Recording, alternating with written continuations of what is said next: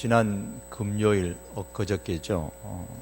신학교에서 함께 박사과정에서 공부하던 목사님께서 소천하셨습니다.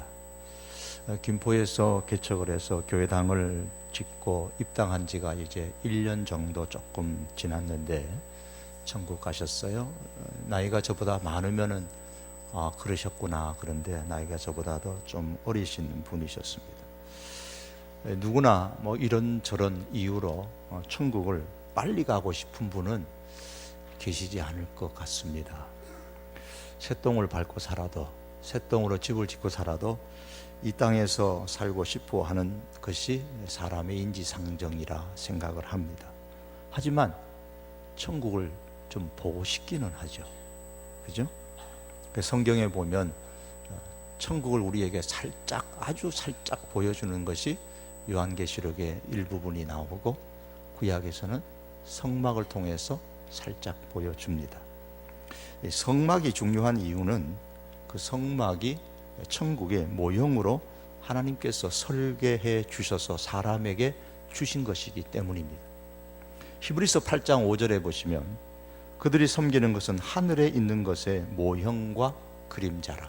하늘에 있는 것의 모형, 하늘에 있는 것의 그림자가 뭐냐면 모세가 장막을 지으려 할 때에 이 땅에 모세가 지었던 장막, 그 성막을, 회막을 말합니다.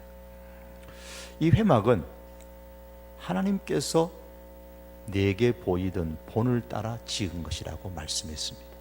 오늘 본문 4절의 말씀에도 등대를 만드는데 금을 쳐서 만들라고 말씀하시고, 그 모양은, 등대의 모양은 하나님께서 모세에게 말씀해 주신 양식이라 그랬습니다. 성막 전체가 하나하나가 다 하나님께서 보여주시는 그 하늘의 모형의 상징적인 것을 우리에게 이렇게 보여주신 겁니다. 그래서 성막에 대해서 간단하게 이 시간에 설명을 드려야 이 민수기 오늘 본문의 말씀을 이해할 수가 있겠습니다. 이 성막을 중심으로 해서 이스라엘 백성이 광야를 간다라는 것은 늘 그들의 마음에 하나님이 주실 천국을 마음에 담고 살라는 것이죠. 오늘 우리가 그렇습니다. 일찍 천국에 가고 싶은 이유가 뭐 여러 가지 상황으로 없을지라도 항상 우리의 마음에는 천국을 담고 살아야 되고, 천국에 대한 그런 중심된 심령을 가지고 살아가야만 합니다. 이 성막을 그림으로 잠깐 보시면은, 이 단면들을 잠깐 보시면은, 이스라엘의 이 회막은 동쪽에 문이 그냥 하나 있을 뿐입니다. 이 동쪽에 문이 하나 있고, 이 문을 향해 나머지는 다 이렇게 벽이 천으로 쳐져 있습니다. 문이 하나이고, 이 문을 향해서 들어가면 변제단이 있고, 여기서 이제 하나님께 제사를 드리죠. 여기 가면 제사장이 손을 씻고, 이 성막이 있습니다. 이 성막이 있는데 이제 이 성막에 휘장이 있고, 이 성막 안으로 들어가게 됩니다. 이 성막 전체 단면들을 그림으로 보면 이런 내용들입니다. 이렇게 되어져 있어서 동쪽에 문이 하나 있고, 그 문으로 들어가면 번제단과 물두멍과 그리고 성막이 저기에 있습니다. 이 성막의 휘장의 문을 열고 들어가면 두 부분으로 이루어져 있죠. 내부가 이렇게 되어져 있습니다. 여기 들어가시다 보면 왼쪽에 뭐가 있습니까? 제가 볼 때에 왼쪽으로 들어가면은, 여러분이 보면 오른쪽이지만 제가 볼 때에 들어가면은 성막 문을 향해서 휘장을 열고 들어가면 왼쪽에는 등대가 저기에 있습니다. 등대가 여기에 있고, 그리고 그 옆에는, 그 마주 보는 편은 떡 12개를 항상 진설해 주는 떡상이 있습니다. 그리고 늘 향을 피웠던 향단이 여기에 있고, 그리고 이 뒤편에 보시면은, 이 뒤편에는 천사의 모습을 짠 휘장이 거기에 있습니다. 이 휘장이 있고, 이 휘장 뒤에 이제 지성소, 언약궤가 있는 지성소가 있습니다. 그래서 여기에 있는 등대나 떡상이나 향단은 다 사람과 관련된, 정확하게 말하면 하나님의 사랑과 관련된 것이고, 이 휘장 뒤에 있는 이 지성소는 언약궤가 있고 하나님의 보좌의 자리니까 하나님과 관련된 장소입니다. 하나님과 사람 사이에 휘장이 있어서, 휘장이 있다는 말은 교통이 안 된다는 거죠. 교통이 안 됩니다. 교제가 안 된다라는 말씀입니다. 자, 오늘은 금등대에 관한 말씀을 드리려고 합니다. 오늘 본문의 말씀이 금등대에 관한 말씀이에요. 2절에 보시면 하나님께서 등불을 켤 때에 7 등잔을 등잔대 앞으로 비치게 할지니라. 그리고 3절에 가면 아론이 하나님의 말씀하신 대로 등불을 등잔대 앞으로 비치도록 켰다 그랬습니다. 금등대의 7 등잔을 등잔대 앞으로 비치게 하라, 이 말씀을 우리가 오늘 초점으로 해서 이 금등대와 관련되어진 신구약의 말씀을 근거로 말씀을 드리려고 합니다. 이 금등대의 7 등잔을 등잔대 앞으로 비치게 하라는 이 말씀은 떡상과 맞은편에 있는 떡상과 그 옆에 있는 향단을 포함해서 그 성소 안을 다 환하게 밝히라라는 뜻입니다. 왜냐하면 이 성막은 3겹, 4겹으로 계속 이렇게 천으로, 두꺼운 천으로 그렇게 덮여져 있습니다. 아주 값비싼 천으로 덮여져 있기 때문에 그 안이 창문도 없어서 깜깜합니다. 성소를 환하게 밝힐 필요가 있는 것이죠. 그래서 등대에 불을 밝히라고 했습니다. 그런데 성소를 환하게 밝히라는 데는 단지 어둡기 때문만은 아닙니다. 거기에는 더 큰 중요한 의미가 담겨져 있습니다. 출애굽기 25장 32절과 33절의 말씀에 보면 이 금등대에 대한 어떻게 만들라라는 말씀이 나옵니다. 그 말씀을 보면 금등대는 가운데에 등대를 중심으로 해서, 방송실에 영상이 나와야 됩니다.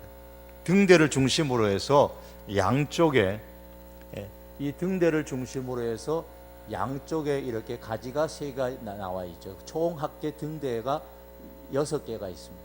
가지가 6개이고, 그리고 이 가지마다 꼭대기에는 등잔이 하나씩 이렇게 있어서 7개의 등잔이 갖추어져 있습니다. 이 등잔에 기름을 부어서 빛을 발하게 했습니다. 그러면 이 7가지가 나 있는 가운데 하나 비롯해서 양쪽에 각각 3개, 도합 7개 이 등대의 이 가지들은 뭘 의미하느냐, 이 금등대 자체가 뭘 의미하느냐, 요한계시록에 보면 이런 말씀이 나옵니다. 예수님께서 금등대 사이로, 즉 금촛대 사이로 이렇게 다니시는데, 그러면서 설명을 요한복음 1장 20절에 해줍니다. 이 7 금등대를 7 교회라 그렇게 설명을 했습니다. 그 7 교회 사이로 누가 다니느냐 하면 예수님이 다니시는 거예요. 그래서 계시록 1장 20절에 내 본 것은 내 오른편에 7 별의 비밀과 7 금촛대라. 이 7 금촛대가 비밀인데, 이 비밀을 밝혀 말씀하기를 7 별은 7 교회의 사자요 7 촛대는 7 교회니라 그랬습니다. 왜 하필이면 7 교회입니까? 하나님께서 천지를 창조하실 때에 6일째 다 창조하시고 7일째 되는 날 안식하셨습니다. 안식하심으로 통해서 천지 창조의 완성을 보여주신 겁니다. 그래서 7이라는 숫자는 성경에서 완전 숫자입니다. 그러므로 7개의 등대는 단순한 숫자가 아니라 7교회, 교회만 의미하는 것이 아니고 이 땅에 있는 모든 교회를 총칭하여서 7 등대, 7 촛대로 보여주신 겁니다. 자, 이 말씀이 다시 출애굽기 25장에 다시 오면 하나님께서 등대를 7개를 만들라고 하신 거예요. 보신 것처럼 양쪽에 각각 3개, 가운데 하나. 7을 만들라고 하신 것은 역시 완전수, 전체를 상징하는 겁니다. 요한계시록에 나오는 7 촛대가 지상의 모든 교회, 모든 성도를 상징하는 것이라면 성소에 있는 7 등대 역시도 그 당시에 있는 하나님의 백성, 다시 말하면 이스라엘 백성 전체를 의미하는 겁니다. 12개의 떡, 이것은 이스라엘 백성 전체, 12지파, 7 촛대 역시 이스라엘 백성 전체, 그리고 향단, 하나님의 백성들이 기도하는 모습. 그래서 성소는 다 사람과 연관되어져 있는 것이에요. 그리고 말씀드린 것처럼 언약궤가 있는 지성소는 하나님과 연관되어 있는 자리예요. 하나님과 사람 사이 가운데 휘장이 있죠. 이 휘장으로 말미암아서 하나님과 인간 사이에 교통이 없는데, 예수님께서 십자가에 못 박혔을 때에 휘장이, 성전의 휘장이 위에서부터 아래까지 다 찢어졌다 그랬어요. 둘로 찢어졌어요. 그래서 하나님과 사람 사이 교통이 이루어지게 돼요. 교통. 그래서 하나님, 이방인도 유대인도 누구든지 에베소 말씀처럼 하나님 앞에 이제 누구든지 나아가서 하나님께 예배하고 하나님과 교제하고 교통할 수 있음을 말씀하고 있습니다. 자, 이 성소를 환하게 밝히기 위해서 꼭 필요한 것이 있죠. 그건 기름입니다. 하나님은 이 기름을 감람으로 만든 좋은 기름으로 사용하라고 하셨습니다. 출애굽기 27장 20절에 보시면 감람으로 찌어낸 순결한 기름을 등불을 위하여 가져오게 하라고 했습니다. 그리고 레위기서 24장 2절에도 감람을 찌어낸 순결한 기름을 4개로 가져오라고 했습니다. 성경에서 말씀하는 이 감람 기름은 오늘날 서양에서 나는 올리브 기름입니다.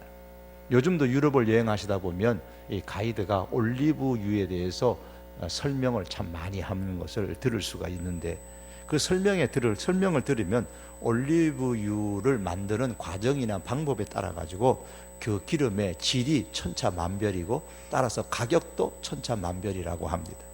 감람유를 가져오되 순결한 기름을 가져오라 그랬습니다. 이거는 가장 값비싸고 고급품인 감람유를, 아주 깨끗한 감람유를 가져오라는 겁니다. 요컨대 금등대가 빛을 발하려면 반드시 기름이 있어야 됩니다. 그러면 이 금등대를 밝히는 데 사용하는 이 기름은 과연 뭘 의미할까요? 이제 성경적으로 다시 한번 돌아가서 이 기름의 의미를 살피려면 스가랴서 4장으로 돌아가야 됩니다. 스가랴서 4장에 가면 스가랴 선지자가 환상을 보는 가운데 5번째 환상의 내용이 나옵니다. 그 말씀에 보면 천사가 와서 이 스가랴를 깨워서 묻습니다. 스가랴야, 내가 무엇을 보느냐? 뭘 보느냐? 봤어요. 스가랴가 환상을 봤어요. 방송실에서 제 그림을 한번 보여주세요. 환상을 봤습니다. 이런 환상을 본 거예요. 등대 환상을 본 겁니다. 등대 환상을 봤습니다. 그 등대에 보시면 제일 위에 그릇 같은 이 주발이 있습니다. 주발이 있고 그릇이, 이게 주발이 여기에 놓여져 있습니다. 이 주발 밑에 보면 이렇게 아까 보셨던 그런 등대가 있고 등잔이 있습니다. 이 주발에서부터 금관이 이게 등잔으로 다 7개 연결되어져 있고, 그리고 좌우에 있는 나무는 감람나무입니다. 이 감람나무와 이 주발 사이에 금관이 이쪽에 하나 연결되어져서 이 주발로 금기름이 뚝뚝뚝 떨어져서 금기름이 주발에 가득 차게 됩니다.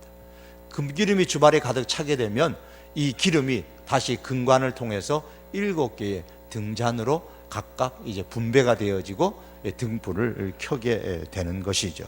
이것이 스가랴가 본 5번째의 환상입니다. 금등대의 환상을 본 거예요. 이제 스가랴 선지자가 묻습니다. 금등대가 이렇게 있는 걸 봤습니다. 그러니까 스가랴가 이제 묻는 거예요. 이게 뭡니까? 천사가 다시 묻습니다. 이게 뭔지 모르겠느냐? 그러니까 이게 무슨 금등대는 알겠는데 이게 뭘 의미하는지는 모르겠습니다. 알지 못한다고 하니까 천사가 스룹바벨에게 했던 하나님의 말씀을 전해줍니다. 이는 힘으로 되지 아니하며 능력으로 되지 아니하고 오직 나의 영으로 되느니라. 유명한 스가랴서 4장 6절의 말씀이죠. 이 말씀의 1차적인 의미는 스가랴 선지자 당시에 바벨론에서 돌아왔던 유다 백성이 15년 동안 성전 건축을 중단하고 있다가 학개 선지자의 권면으로 성전 건축을 다시 시작하는데 스룹바벨을 중심으로 해서 성전 건축을 시작합니다. 이들이 주도하고 있는 이 성전 건축은 사람의 힘으로 되는 것이 아니고 사람의 능력으로 되는 것이 아니고 하나님의 영, 성령으로 말미암아 되는 것이다 그랬습니다. 성전 건축은 하나님의 영으로 말미암아, 성령으로 말미암아 할 수 있는 것이라는 뜻이에요. 저는 작년에 학개서에 이 성전 건축에 관한 말씀을 드리면서 올해 교회 설립 70주년을 앞두고 우리가 세운 이 교회당에 이제는 어떤 돌이나 쇠와 같은 그러한 재료가, 물리적인 재료가 아니라 하나님의 사람으로 가득 채워서 성전을 완성하고 하나님께 올려드리자고 말씀을 드렸고, 이를 위해 우리가 119 배가 전도 운동을 하고 있습니다. 여러분, 이 일에 얼마나 관심을 가지고 거룩한 부담을 가지고 참여하고 있으십니까? 거룩한 부담을 가지시기를 바랍니다. 이제 몇 개월 우리 남지 않았습니다만 거룩한 부담을 가지고 우리가 이 일에 동참하기를 바랍니다. 그런데 이 일은 하나님의 사람으로 성전을 가득 채우는 이 문제는 사람의 힘이나 사람의 능력으로 되는 게 아닙니다. 하나님의 영, 성령으로 말미암아 되는 것입니다. 스가랴 선지자에게 설명한 이 천사의 말에 의하면 금등대를 밝히는 이 기름은 사람의 힘도 아니고 사람의 능력도 아니고 하나님의 영, 성령이다, 그렇게 말씀하는 겁니다. 그러므로 출애굽기 27장이나 레위기 25장 그리고 본문 민수기 8장에 나오는 금등대를 밝히기 위해서 사용하는 감람을 찧어 만든 이 감람 기름은 성령을 의미하는 것입니다. 7 등대에 기름이 있어야 등대가 빛을 비추는데 제 역할을 할 수 있는 것처럼 그 7 등대, 즉 지상에 있는 모든 교회는 성령에 충만하게 임해야만, 성령이 충만하게 임해야만 교회가 제 역할을 감당할 수 있는 겁니다. 교회가 마땅히 행해야 하는 제 역할이 뭡니까? 등대 사이로 예수님이 다니셨어요. 등대가 빛을 발한다라는 말은 결국 예수님을 비치는 것이고 예수님을 나타내는 겁니다. 교회의 첫 번째 사명이 뭐입니까? 그것은 예수님을 나타내는 교회가 되어야 됩니다. 우리 성도교회가 활발하게 교회의 사명을 감당하여서 얼마나 예수님을 잘 나타낼 수 있는가는 우리 교회 안에 얼마나 세상적으로 힘있고 능력 있는 사람이 많은가에 좌우되는 것이 아닙니다. 얼마나 성령 충만한 사람이 많은가에 좌우되는 겁니다. 얼마나 육적인 사람이 많은가에 달린 것이 아니라 얼마나 영적인 사람이 많은가에 달린 것입니다. 7 등대가 금으로 만든 값비싼 금등대이기 때문에 빛을 발하는 게 아니잖아요. 등대에 기름이 제공될 때에 제 역할을 감당하여 빛을 발할 수가 있습니다. 마찬가지로 교회가 아무리 금과 같은 값비싼 재료로 채워진다고 해도 정말 금처럼 사회에서 대단한 힘이 있고 사회에서 인정받는 그런 능력을 가진 사람이라고 해서 교회로서의 제 역할을 감당할 수 있는 것이 결코 아닙니다. 교회가 제 역할을 감당하려면 성령이 충만해야 제 역할을 감당하고 예수님을 제대로, 예수님을 올바로 드러낼 수가 있습니다.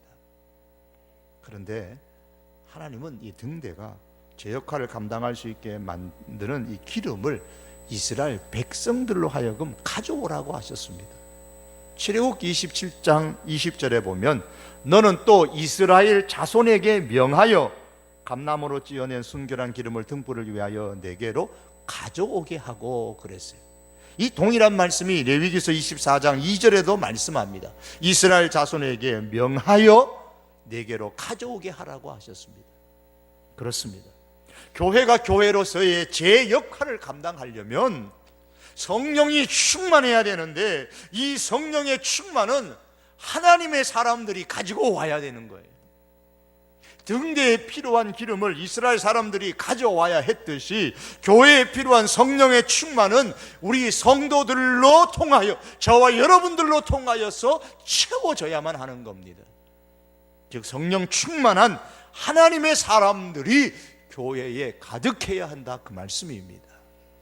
성령 충만한 하나님의 사람들이 교회에 가득한 것이 바로 곧 금등대의 등잔에 기름을 가져와 기름을 가득 채우는 것입니다. 여러분, 베드로를 한번 생각해 보십시오. 베드로 그러면 가장 먼저 생각나는 것이 주님을 배반했다라는 거예요. 우리는 이런 베드로를 보면서 참 베드로가 주님을 참 사랑하지 못했구나, 신앙의 결단을 제대로 내리지 못했구나, 그렇게 속단하지 말아야죠. 베드로는 결코 그런 사람 아닙니다. 베드로가 각오와 다짐이 없어서 그렇게 주님을 부인하고 넘어졌습니까? 결코 아닙니다. 자기의 모든 것을 다 버리고 예수님을 따르리라고 다짐하고 행동으로 실천으로 옮긴 사람입니다. 주님을 사랑을 하지 않았습니까? 아닙니다. 예수님을 사랑했습니다. 내가 주님을 사랑합니다라고 고백했습니다. 예수님이 누군 줄 몰랐습니까? 아닙니다. 주는 그리스도시요 살아계신 하나님의 아들이십니다. 그렇게 먼저 고백했던 인물입니다. 그런 베드로가 왜 넘어졌습니까? 성령의 충만함이 없었기 때문입니다. 예수님을 3년 동안 따라다니면서 그렇게 신앙으로 고백하고 사랑한다고 고백했던 그 예수님인데 왜 베드로가 예수님을 부인하고 저주하는 자리에까지 넘어졌느냐? 그것은 성령 충만을 입지 못해서 그래요.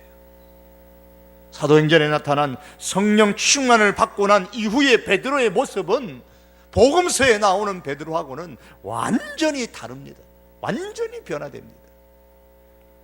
사랑하는 성도 여러분, 우리가 올해부터 부흥의 70년을 시작하려면 우리 각자가 성령의 충만에 관심을 가져야 되고, 성령 충만한 사람들이 이 성도 교회에 가득해야만 합니다. 우리 각자가 가득해야 돼요.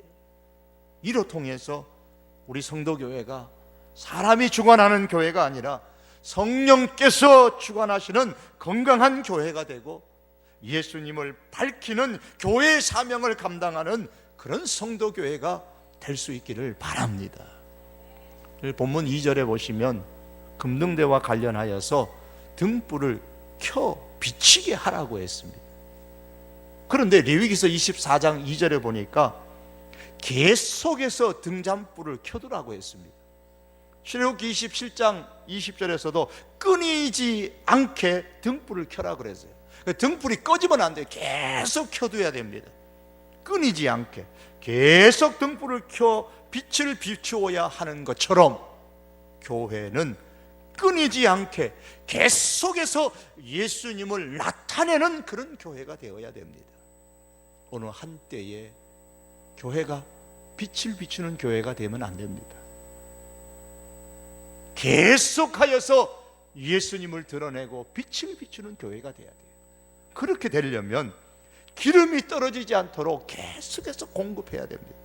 다시 말해서 지속적으로 성령 충만한 성도들로 우리 안에 가득해야 되고, 계속해서 우리 각자가 성령 충만한 사람들이 되어야 합니다. 어떻게 해야 성령으로 계속 충만할 수 있습니까? 하나님은 끊이지 않게 계속 등불을 켜라고 하셨을 뿐만 아니라 이 등불이 계속 꺼지지 않고 켤 수 있도록 등불을 보살피라, 잘 살피라고 하셨습니다. 점검하라는 말씀이에요. 출애굽기 27장 21절에 이렇게 말씀합니다. 아론과 그의 아들들로 회막 안, 증거궤 앞, 휘장 밖, 이건 성소에서 그 말입니다. 성소에서 저녁부터 아침까지 항상 여호와 앞에 그 등불을 보살피게 하라 그랬어요. 저녁부터 아침까지 등불을 보살피라는 말씀은, 그러면 아침부터 저녁까지는 안 살펴도 됩니까? 아닙니다. 아침부터 저녁에는 주로 활동하는 시간이에요. 그러니까 구태여 등불을 보살피라고 말 안 해도 보살핍니다. 그러나 저녁부터 아침까지는 잠자는 시간이에요. 잠자는 시간에도 이 등불이 꺼지지 않도록 성소에서 불침번을 세워가지고 보살피라는 말씀이에요. 점검하라는 말씀입니다. 등불이 항상 비치도록 등불을 살피라, 이 말씀은 오늘 우리들에게 있어서는 교회의 성령이 늘 충만하도록 살피고 점검하라는 것입니다. 이것이 목사의 사명이기도 하고 여러분들의 사명이기도 합니다. 성령이 늘 충만하도록 우리 자신을 살피고 점검하라, 그 말씀입니다. 성령 충만한 교회가 되고 성령 충만한 성도가 되는 것은 그냥 되는 것이 아닙니다. 부지런히 살피고 점검해야 성령 충만이 지속될 수가 있습니다. 그래서 데살로니가전서 5장 19절에는 이런 의미로 성령을 소멸하지 말라 그랬어요. 성령을 소멸하지 않으려면 성령이 충만한지 살펴야 돼요. 살펴야 돼요. 기름이 떨어지지 않도록 점검하고 살펴야 되는 것처럼 기름의 관이 막혀서 기름이 흘러내려오는 것이 끊어지지 않았는지 점검해야 되는 것처럼 우리 안에 있는 성령, 우리 성도 교회 안에 있는 성령이 소멸되지 않도록, 물론 성령이 떠나가는 것이 아니라 성령의 활동이 중지되지 않도록 살피고 점검해야만 합니다. 국가마다 최고 지도자들이 타는 차량에는 시중에 시판되지 않는 일반 차량에 탑재되지 않은 특수한 장치와 기술들이 많이 적용되어져 있죠.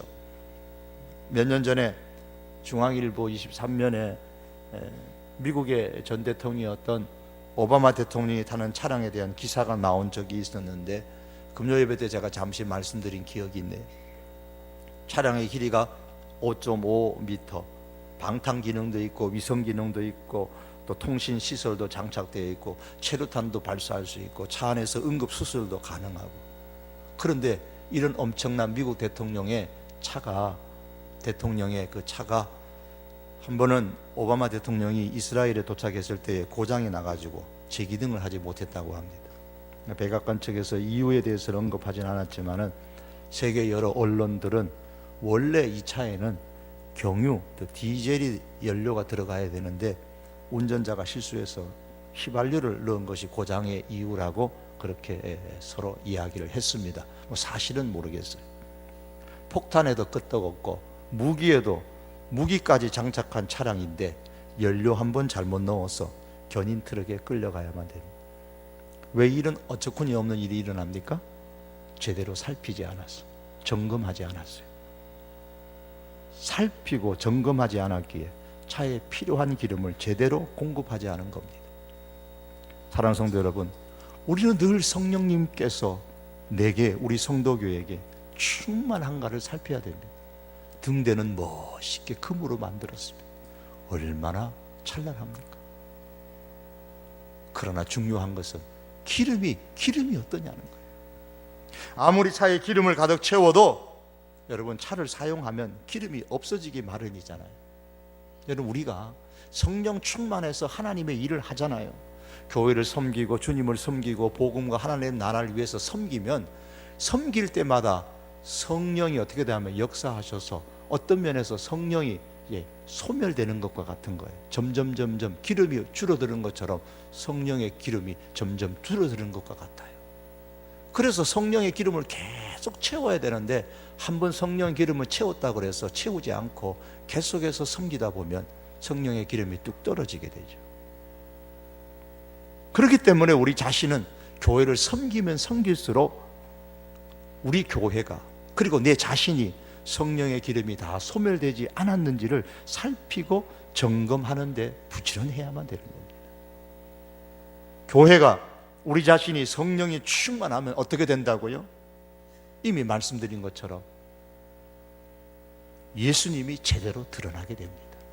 그리고 중요한 것 또 한 가지가 있는데요, 스가랴서 4장 7절에 보면 이는 사람의 힘으로 되지 아니하고 능력으로 되지 아니하고 오직 하나님의 영으로 되느니라. 그리고 그 다음에 9절에 7절의 말씀에 가면 큰 산아 내가 무엇이냐, 큰 산아 내가 무엇이냐, 내가 스룹바벨 앞에서 평지가 되리라. 그래서 이 스룹바벨 앞에서, 문자적으로는 성전 건축에 앞장섰던 스룹바벨, 성령에 충만했던 스룹바벨이지만 더 큰 의미로는 장차 오실 예수 그리스도를 상징하는 인물입니다. 큰 산아 내가 무엇이냐, 스룹바벨 앞에서, 성령이 충만한 사람 앞에서 큰 산도 평지가 되고, 성령이 충만한 사람 앞에서 평지가 되고, 예수 그리스도 앞에서 평지가 되는데 큰 산이 그렇게 된다 그랬습니다. 큰 산이 평지가 되는 역사가 성령이 충만할 때에 일어나게 된다고 말씀합니다. 교회가 예수님을 제대로 드러내는 그런 교회가 되면 큰 산도 평지가 되는 하나님의 역사가 일어난다고 했습니다. 사랑하는 성도 여러분, 저녁부터 아침까지 항상 하나님 앞에 등불을 보살피라고 했습니다. 우리의 영적 상태가 하나님 앞에서 이상이 없는지 얼마나 우리가 자주 점검하고 있습니까? 성령의 기름이 혹시나 다 타버리지 않았습니까? 그렇게 되면 실패해요. 그렇게 되면 넘어집니다. 날마다 내 등잔에, 우리 교회의 이 등잔에 성령의 기름이 충만한지를 살피는 그런 부지런함이 우리들에게 있기를 바랍니다. 요즘의 기도 생활은 어떻습니까? 성령의 충만은 기도를 통하여 우리에게 공급되어집니다. 승천하시면서 예수님께서는 제자들에게 말씀하셨잖아요. 아버지의 약속하신 것, 성령을 받기까지 너희가 예루살렘에 떠나지 말라고 하셨고, 제자들은 그 주님의 말씀을 듣고 온전히 모여서 기도에 힘쓰니라 사도행전 1장이 말씀합니다.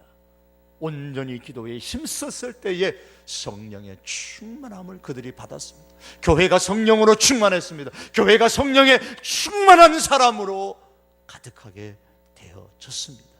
그럴 때에 큰 산이 평지가 되는 하나님의 역사가 일어났음을 우리는 성경을 통해서 봅니다. 사랑하는 성도 여러분, 참으로 우리가 성령 충만한 교회가 되고 내 심령이 성령에 충만한 사람이 되기를 우리가 참으로 원한다면, 여러분 기도의 자리를 기억하시고 힘써 기도함으로 우리 자신을 부지런히 살피고 점검할 수 있기를 바랍니다. 금요일 기도의 자리, 여러분 요즘 기도하기 좋은 때에 새벽에 기도의 자리, 4월에 있는 기도 불금의 자리, 111 기도하는 일례의 기도의 자리를 여러분 놓치지 마시고 기도를 통하여 각자의 심령에 성령이 충만하고, 따라서 이로 통하여 우리 성도교회에 성령의 충만한 역사가 일어나고 우리 교회 앞에 놓인 큰 산이 평지가 되고 여러분 앞에 놓인 큰 산이 평지가 되는 하나님의 귀한 역사가 일어날 수 있기를 주님의 이름으로 축복합니다. 기도하시겠습니다.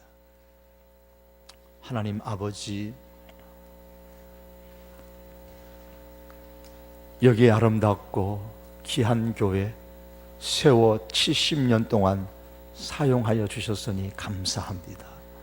아버지 하나님, 끊임없이 이 교회에, 우리 성도교회에 성령이 충만한 사람들로 가득하게 하여 주시옵소서. 그리하여 큰 산이라 할지라도 성령의 역사와 하나님의 역사로 평지가 되어지는 큰 산이 떠나가는 놀라운 역사가 교회 앞에 사랑하는 성도들의 삶 가운데 일어나게 하여 주시옵소서. 예수님의 이름으로 기도하옵나이다. 아멘.